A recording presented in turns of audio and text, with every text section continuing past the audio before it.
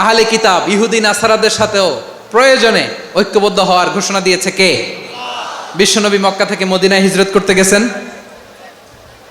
ওখানে ইহুদিদের সাথেও কোয়ালিশন করেছেন। সুবহানাল্লাহ পড়বেন না?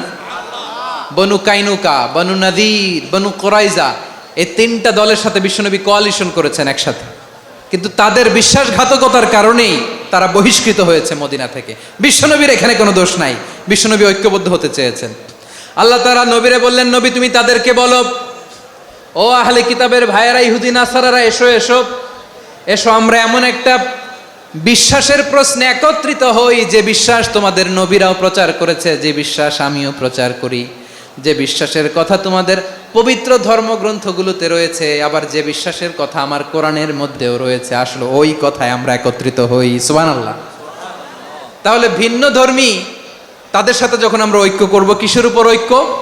একটা কমন ফেইথ, একটা মৌলিক বিশ্বাসের উপর ঐক্য। আল্লাহ তাআলা বলছেন, কুল ইয়া আহলাল কিতাবি তাআলাউ ইলা কালিমাতিন সাওয়াইম বাইনানা ওয়া বাইনাকুম আল্লা না'বুদা ইল্লাল্লাহ ওয়া লা নুশরিকা বিহি শাইআ ولا يتخذ بعضنا بعضا أربابا من دون الله فإن تولوا فقولوا اشهدوا بأننا مسلمون পড়েন আল্লাহু আকবার।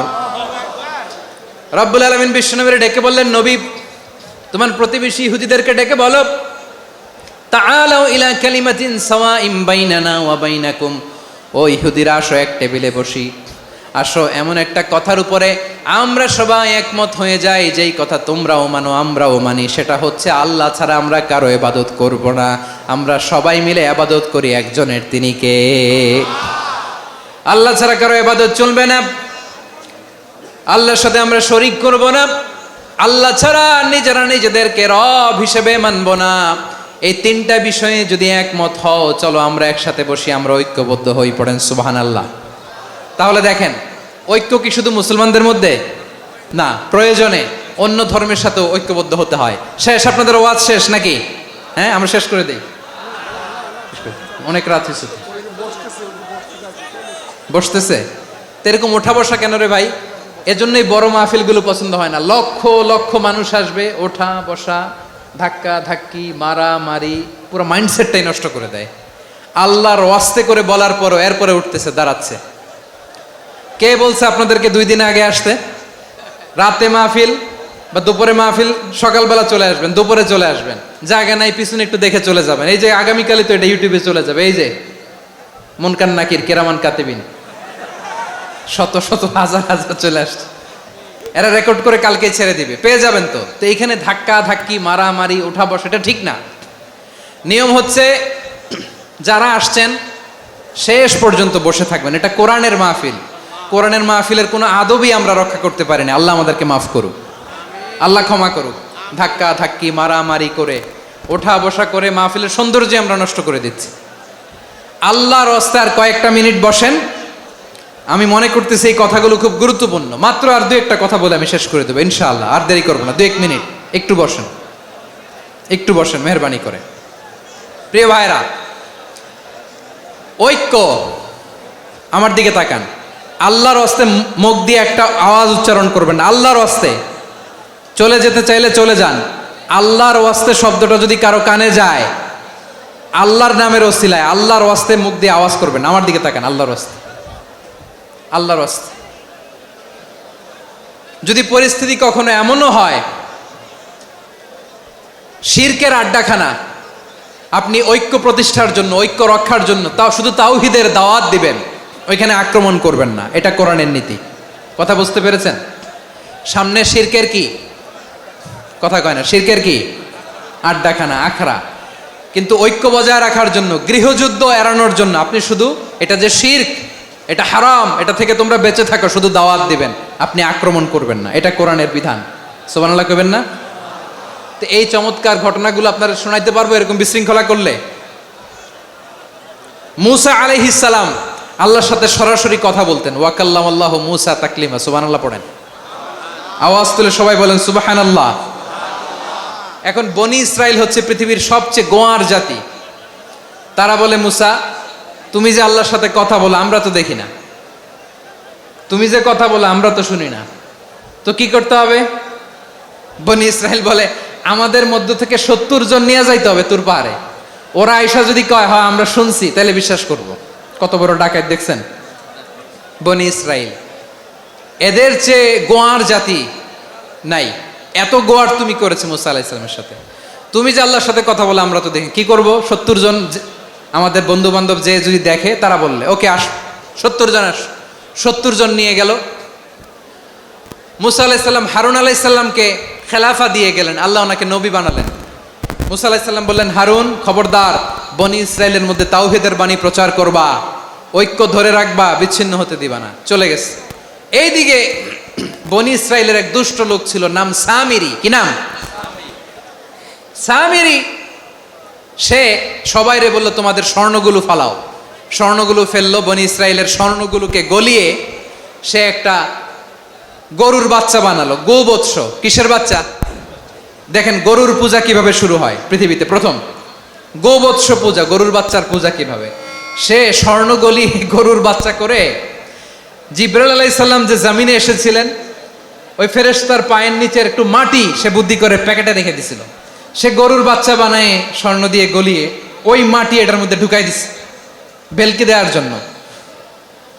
স্বর্ণ দিয়ে বানানো গোবৎস গরুর বাচ্চার গায়ে যখন সেই মাটি ছুঁড়ে দেয়া হলো, এখন বাছুরের ভেতর থেকে ভ্যাঁ ভ্যাঁ আওয়াজ আসতেছে। কে আসতেছে? সবাই তো অবাক। সামিরি বলে, আরে তোমরা যে 70 জন দিয়ে মুসা আলাইহিস সালামরে পাঠাইছো, ওইদিকে এত ঘুরতেছে, আল্লাহরে খুঁজে পায় না, আল্লাহ তো এটার ভিতরে ঢুকছে। নাউজুবিল্লাহ বলবেন না?